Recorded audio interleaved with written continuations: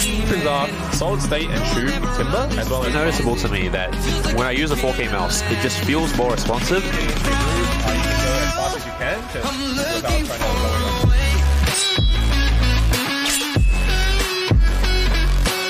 up. Hey guys, welcome back to another video. Today is a special day that I'm recording this video.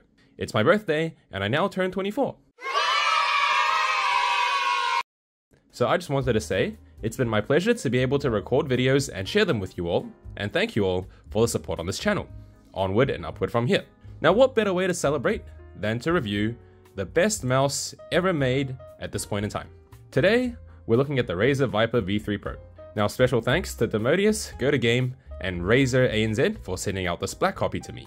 And in addition, I have actually gone out and bought a white copy out of my own pocket just to compare for you guys. Because this really is a mouse that I thought it was worth going the extra mile for. So normally we have a quick summary, but as you guys have heard me say before, this is objectively the best mouse to exist so far, other than say the M3K, the M2K, the wired mice. So do I really need to summarize it? Anyway, the Viper V3 Pro is a medium-large mouse with unmatched technical specs and performance in the wired space so far. Perhaps the best coating I've ever tried on the white copy. Now easily one of the best clicks I've ever used. A safe, universal shape, fantastic skate design, lightweight. Make sure you buy white. The only negative thing I can say about it is that it's very expensive compared to other offerings nowadays, but at the same time, this kind of pricing has always been the standard for bigger companies like Razer and Logitech and so on. So in this case, if you want the best, you pay the extra. Now other than that, there is pretty much nothing for me to say. That's it. We're done with the review. For 90% of you viewers, you can leave now. I've given you all the information. This is objectively the best mouse ever.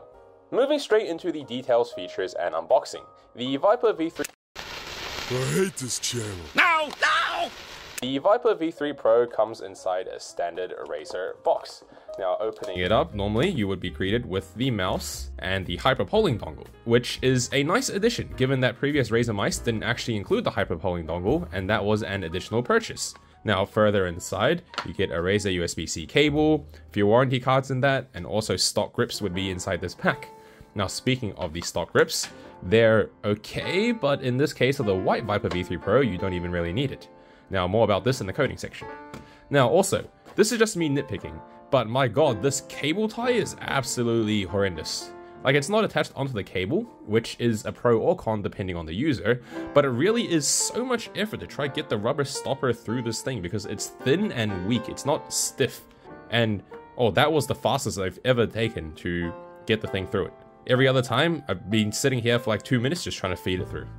Please change that at some point. The mouse retails for $160 US, or $279 for those of us here in Australia. Moving into build quality. The build quality on the Viper V3 Pro is excellent. The whole mouse feels extremely solid and durable. In fact, it's actually crazy how sturdy the mouse feels given it's a full solid shell and a larger mouse while still being lightweight. Now unfortunately, it could not withstand being chopped with an axe or being run over by a car, but I would like to believe that Razer can improve on this in the future. For my use case, however, which I assume is what most people would use it for, aka a mouse, this is easily top quality stuff. Now, coating is a point of discussion. There was talks about how the white was different to the black, so I was initially sent a black copy, and we can talk about this first. The coating on the black copy is okay, but nothing special. This is already a huge improvement on all of Razer's recent mice, or recent previous mice, such as the Viper V2 Pro or the Death Adder V3. I think the Faker Edition Death Adder was better, but I haven't tried that one to confirm. The coating on the black copy kind of reminds me of the Vaxi MPO1W that I reviewed recently, where it was a nice coating, but it doesn't particularly work for me, or at least it doesn't feel super grippy. As a result, I still put grips on it. Now, stock Razer grips are quite mediocre, and I do recommend you get different grips if you wanted to use them. In my case, that would be core pads here. But then you must be wondering, why haven't I put these core pads on? Well, at first, all I've seen is discussions about how the coating on the Viper V3 Pro is supposed to be one of the best ever, and yet I didn't feel that way at all, not at least with this black unit. So how much better was the white? I just had to confirm it. So I went to my local store and picked up a white unit, which has left me absolutely shocked and in disbelief. This is the best coating I've ever used. and probably the only mouse in God knows how long that I am genuinely happy to just use without any rips. If you guys have been following the channel, you will know that the newer pulsar coating is my favorite to use before, and that's because it feels grippy for my hands. Well, sorry pulsar, but the Viper V3 Pro White now takes the top spot. To compare to the new pulsar coatings, the coating on the Viper V3 Pro feels much more rubberized and soft to the touch, whereas the pulsar in comparison feels a little bit more matte. Also, the pulsar doesn't always feel grippy, and it only does so once there's a bit of moisture or sweat in your hands, whether that's water or sweat actually. In my case, for example, when I just come out of the shower and my skin's all clean and dry, the pulsar coating was still a little bit slippery and took a bit of time to feel super grippy. Once it feels super grippy, it is definitely still super grippy, but the Viper V3 Pro doesn't have the same problem, and I'm absolutely in love with this. Also, the softness and the rubbery touch of the Viper V3 Pro has always just been better than now how this pulsar feels.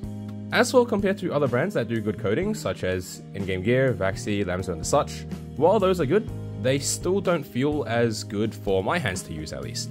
Zowie coating is perhaps the only other one I can really enjoy without grips, but I still don't think it's on the same tier as the Viper V3 Pro White here. Buy white. Just buy the white one, guys. Sensor and placement. Now maybe for the first time ever, I can actually talk about the sensor instead of just saying, yeah, this is $33.95, okay, let's move to sensor placement.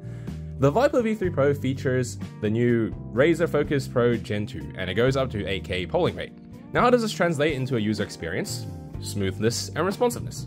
Whatever Razer did on this mouse, it's unmatched.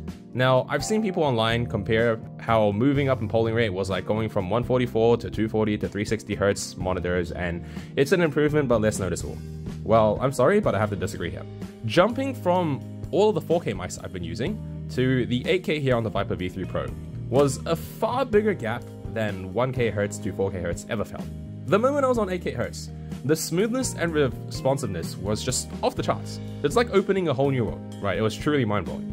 Now, I will admit this is my first time trying 8K Hz, and that yes, OP1 8K existed, but Razer also had 8K mice wired before that, and so on. But I've had no interest in those because they were all wired, and I've only tried the regular OP1. Now, I believe the benefits of 8K Hz were emphasized even more on my setup, given that I am using a 360Hz monitor with an optimized PC, so you can feel the effects more. But even bros like Pistachio immediately felt how crazy the sensor was on his 165Hz monitor.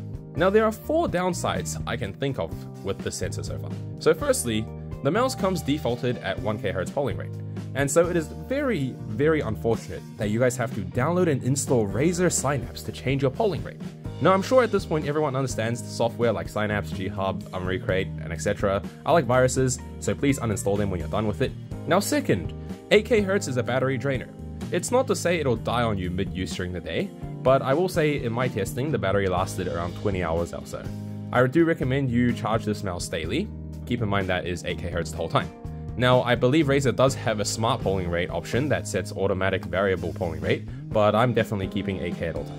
Third issue is that 8K Hz is likely to take a bit more processing power. Now I haven't had any issues with stutters or extra toll on my PC, and Razer has always done a good job on optimizing their polling rates, compared to say the Chinese companies for example, that used to have a lot of stutter with their 4Ks. Now users with older or lower specs and or have quite a bit of bloatware on their PC should still be aware of this, just in case you do run into any issues. It might be your computer, not the mouse. Now lastly, the fourth issue isn't necessarily related to 8K Hz, but rather LOD. I've always defaulted my mice to the highest LOD option possible, but it turns out setting high LOD on my Viper V3 Pro, at least the white one here, would cause spinouts, where my cursor or screen would randomly teleport downwards. And I've had the same report from a few other users. I've been talking to them in the Discords. However, turns out, at least for me and a few others, setting it back to medium or low has removed this problem, so I would recommend keeping your LOD on either of those settings. I'm personally just going to use medium.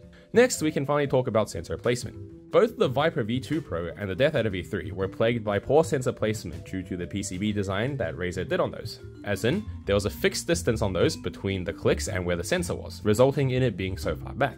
Thankfully, Razer has redesigned it for the V3 Pro, which is now a lot more centered, and needless to say, it performs just well.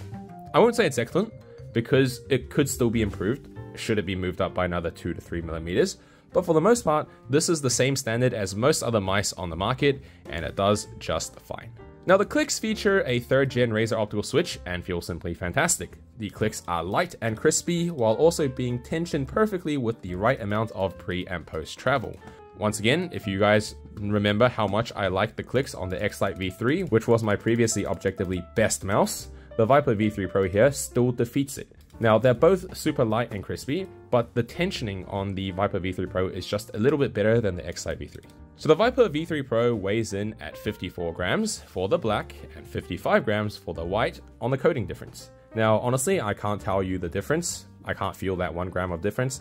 But what I can tell you is that the mouse feels extremely lightweight in hand, and the weight distribution is also perfect. Now, especially for a mouse of this size, it is quite a long and larger mouse. It is really well done, so simply excellent. Skates was another issue that previous Razer mice had. They were all small skates, and I'll complain about that as well. This time, Razer has finally made bigger skates, 1 larger, 1 ring sensor, and 1 large rear. Now, this is perfection. All mice should have larger skates like this. They don't necessarily have to be this big, but they should be something like similar. Razer's website actually says that the larger skates were preferred by over 60% of pros, and I can wholeheartedly agree. If anything, this was definitely to be expected. Now keep in mind, over 60% said they preferred larger, and there's also probably a portion that didn't even have a preference. So in reality, larger skates is overwhelmingly in favor of smaller skates. Now for the skates themselves, stock Razer skates were surprisingly good and felt really fast and smooth. But in my experience, they also seemed to wear out a bit faster and became inconsistent pretty quickly. Now I used the stock skates on my black unit for a few days, and I'm pretty sure the wear was already a bit uneven at the time, so I do recommend getting yourself some core pads or whatever skates you prefer to go with it. Lastly, we talk about shape. The Viper V3 Pro is a mouse on the larger side of medium, namely in the length department. It's definitely one of the longer mice on the market right now. The height and width are still surprisingly normal, which means that most people, regardless of hand size, can actually enjoy this shape. It's one of those safe shapes that everyone will be able to find a comfortable grip on it, but I find this to be more of a palm or claw type mouse than fingertip, because the length of the mouse really does make fingertipping experience feel a bit awkward. There's a bit too much mouse towards the rear half of the mouse that's not even being used for fingertip. Now for palm or claw, the shape just feels excellent. There's one thing I wish they didn't do, which is have these slanted edges at the bottom of the mouse. It actually makes the mouse feel a little bit lower than it is because you're forced to grip slightly above instead of further down the mouse. Whereas I'm used to gripping the mouse almost as far down as possible, just to let myself get a bit more rear palm contact, since most mice on the market aren't tall enough for me. So thankfully, I'm still okay with the Viper V3 Pro, and this most likely isn't an issue for most people with normal sized hands, but I do wish they made it a bit more flat here, or at least not curve that aggressively with this much height. Now, I'm really enjoying the length of the mouse, because for once, it actually feels like I can extend my ring and pinky fingers forward a bit more and relax, compared to every other mouse where I'm forced to aggressively curl my ring and pinky in, because otherwise it will go off the mouse. So you guys see here now on the screen, here's me holding the mouse, I can actually relax my fingers a bit more instead of having to curl it like that, because most other mice don't have enough length. Now, I'm not going to do any comparisons here, because there really isn't anything I can compare the Viper V3 Pro other than what I've already talked about throughout the video. If you have any specific questions you want to ask, drop them in the comments or join the Discord and ask me there. So then who should buy the Viper V3 Pro? Well, the mouse is expensive compared to other offerings, but if you want the best performance, then you really don't have any other options. However, do take into account whether that performance gain makes even as much of a difference for you, because it's going to be different between users and also between setups. Now, shape is also a subjective point, but if the mouse looks like something you would enjoy, or price isn't an issue, then this mouse is easily a no-brainer. So I think everyone, regardless of whether you end up buying it or not, should try this mouse and experience the best that the market has to offer. Once again, thanks to Domotius, goto.game, and Razer ANZ for sending out a review unit. And also thank you, Razer, for listening to community feedback and creating such a masterpiece of a mouse for the users out here. I really do look forward to seeing what future improvements Razer can make towards their entire line of products, because we always knew that the bigger companies have what it takes to dominate the market again. It was always just a question of when they will actually do that. And I'm glad that Razer has taken a great, large first step forward. See you guys all in the next video.